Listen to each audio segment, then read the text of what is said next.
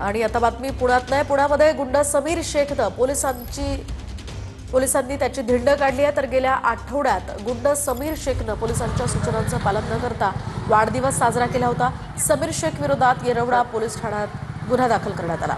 पोलिसांनी आता अटक केल्यानंतर त्याची धिंड काढली आहे। एक महत्त्वाची बातमी, 11 वर्षांपासून सुप्रीम कोर्टाचं केंद्राच्या दबावाखाली काम सुरू असल्याची टीका सामनातून करण्यात आली आहे। राव गेले आणि पंत चढल्यामुळे न्यायव्यवस्थेवर काय परिणाम होणार?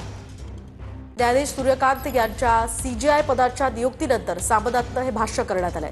भूषण गवईंमध्ये डॉक्टर आंबेडकरांचा निर्भयपणा दिसला नाही असंही सामनात म्हटलंय। न्यायालय निर्भीड आणि प्रामाणिक राहिलेली नाहीत अशी टीका सामनातनं करण्यात आली आहे। सविस्तर पाहूयात। शिवसेनेचं चिन्ह पक्ष बेकायदेशीररित्या गटात सोपवण्याचा निर्णय मूर्खपणाचाच। अमित शहांच्या दबावाखाली निवडणूक आयोगानं शिवसेना चिन्ह मिंढे गटाला बहाल केलं। भाजपचे प्रवक्ते म्हणून काम करणाऱ्या व्यक्ती हायकोर्टाच्या न्यायाधीशपदी नेमल्या गेल्या। भाजपचे प्रवक्ते न्यायाधीशपदी नेमल्यानंतर सुप्रीम कोर्टाचे सर्वच सरन्यायाधीश गप्पगार बसले। उद्या सूर्यकांत हे सुद्धा जातील, नवे कुणीतरी येतील। देशात घटनाबाह्य कामं सुरूच राहतील अशी टीका सामनातनं करण्यात आली आहे। भायखळ्याच्या राणीबागेत शक्ती वाघाचा मृत्यू झालाय। वीरमाता जिजाबाई भोसले उद्यानातील व्यवस्थापकांनं हेळसांड केल्याचा आरोप होतोय। तर अपस्माराचे झटके आल्यामुळे मृत्यू झाल्याचा उद्यान प्रशासनानं अंदाज वर्तवलाय। आता बातमी जळगावातून। जळगावातील पिंपळगाव गोलाईमध्ये एका गावाजवळ मालवाहू गाडी आणि बाईकचा अपघात झालाय। या अपघातात 4 जणांचा मृत्यू झाल्याची माहिती आहे। दरम्यान मालवाहू गाडी चालक यामध्ये जखमी झालाय। सुरुवातीला महत्त्वाची घडामोड, आपल्याकडे नगरविकास खातं आहे, त्यात माल आहे असं वक्तव्य मंत्री गुलाबराव पाटील यांनी केलंय। 1 तारखेला रात्री बाहेरच झोपा, लक्ष्मी येणार आहे असंही गुलाबराव पाटील यांनी म्हटलंय। शिंदे सेनेचे मंत्री आहेत गुलाबराव पाटील, त्यांच्या या वक्तव्याची आता चर्चा होतीये। राणे कोंबडी विकायचे, बाळासाहेबांनी अनेकांना मोठं केलं असं वक्तव्यही गुलाबराव पाटील यांनी केलंय। 22 तारखेला मतदान होतं, मागच्या वेळेस 21 तारखेला आमदारकीचं, 20 तारखेला 18ला लय लक्ष्मी फिरली, दारोदार फिरली। उठ बघता, काय झोपलायस, उठ, मी आली आहे, तुला प्रसन्न होते। बाहेर खाटी टाकून झोपा तुम्ही बी 1 तारखेला। लक्ष्मी येणार आहे, उठ बघता, काय झोपलायस, उठ। आता तर नगर विकास खाता आपल्याकडे आहे, बेमाल है नगर विकास में। छोटे छोटे लोक बाळासाहेबांनी मोठे केले, तुम्ही सांगितलं यांचं। भुजबळ साहेब काय होते? महात्मा फुले सब्जी मंडीवर भाजी के।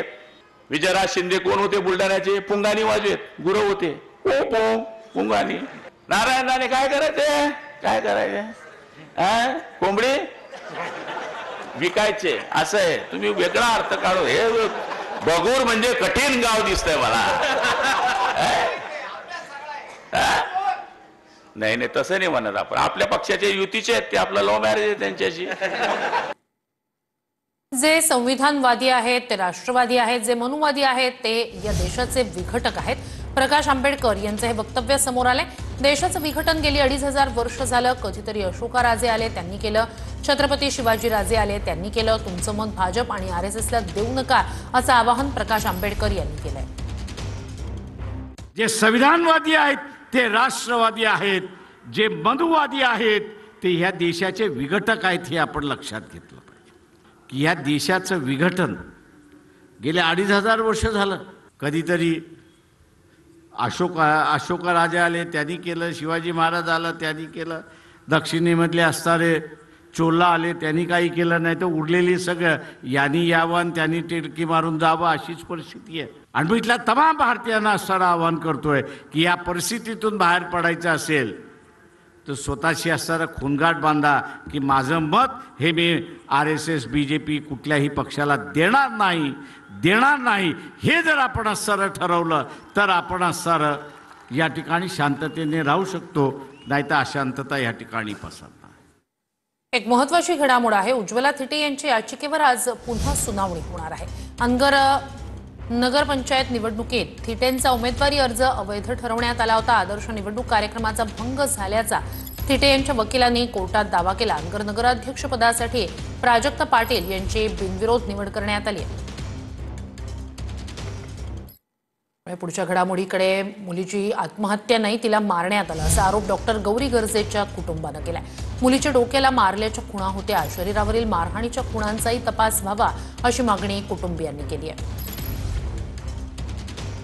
संशय मला मुलगी माझी मारली, माझी मुलगी आत्महत्या करायला की नाही एवढी स्ट्रॉंग होती. तुम्हाला जर खात्री करायची असती तिने जिथं तिथं ड्युटी केली. त्यांच्या मैत्रिणींनी सुद्धा जबाब दिलेला आहे. त्यांना विचारा. मायापोटी आम्ही जर काही खोटं बोलत असलो तर ते बी सत्यता करा. तिने आत्महत्या केलीच नाही असा आमचा ठाम निर्णय आहेच. केलीच नाही. तिला मारल्याबरोबर आत्महत्या केली ती एक हँगिंग पाहिजे ना. असं मी गेल्यानंतर डेड बॉडी पाहिली साहेब, तर मुलीच्या नेक म्हणजे जर तिने हँगिंग केली असती तर वेगळी मार्क असती. कारण मी पण पेशंट तसे पाहिलेत. PM रूम मध्ये गेलेलो आहे. इथं तिच्या छातीवर अनेक खुणा, डोक्याला मार, म्हणजे हानमारीत ती मेली गेली. ही मला माझी तरी त्याचा दावा आहे, पाहिलंय मी डोळ्याने. पंकजा मुंडे यांनी गौरी गर्जेच्या कुटुंबाची भेट घेतली आहे. आधीच माहिती असतं तर अनंत गर्जेच्या कानाखाली मारली असती असं पंकजा मुंडे यांनी गौरी गर्जेच्या वडिलांना म्हटलं. अनंत गर्जेला पाठीशी घालणार नाही असंही पंकजा मुंडे म्हणाल्या. कुणाला माहीतच नाही. मला माहित, मी 2 कानाखाली लावून सरळ करून माहीतच नाही. आम्हाला कुणालाच माहित नाही तर आम्ही करावं काय? बापानी, त्यांच्या आईबापानी नाही, ह्यांच्या आईबापानी नाही. आमचं माहिती कसं असतं आता मला सांगा. माझ्याकडे 10 PA, 36चा स्टाफ आहे. त्यांच्या घरात काय चाललंय, हाताखाली काम करणारे पगारी माणसांना मला काय माहिती तुमच्या घरात काय चाललंय. बरं मी आलो होतं का स्थळ, मी म्हणलं पोरगी द्या, माहितच नाही ना. मला तर जेव्हा कळलं तर मी तर खालीच बसले. मी म्हणलं आता मला काय माहिती हे असं निघाल. दुसऱ्या दिवशी कळलं ना काय चाललं, आम्हाला काय माहिती. पण भगवान बाबा शपथ आणि मुंडे साहेब शपथ, मी कुणालाच कधीच फोन केला नाही. वाचवायचा प्रयत्न मी करणार नाही. जर जे चूक आहे त्याला शिक्षा. आता जिथं मी उपस्थितच नाही तिथलं मी कसं सांगू काय घडलंय, मला काय माहिती.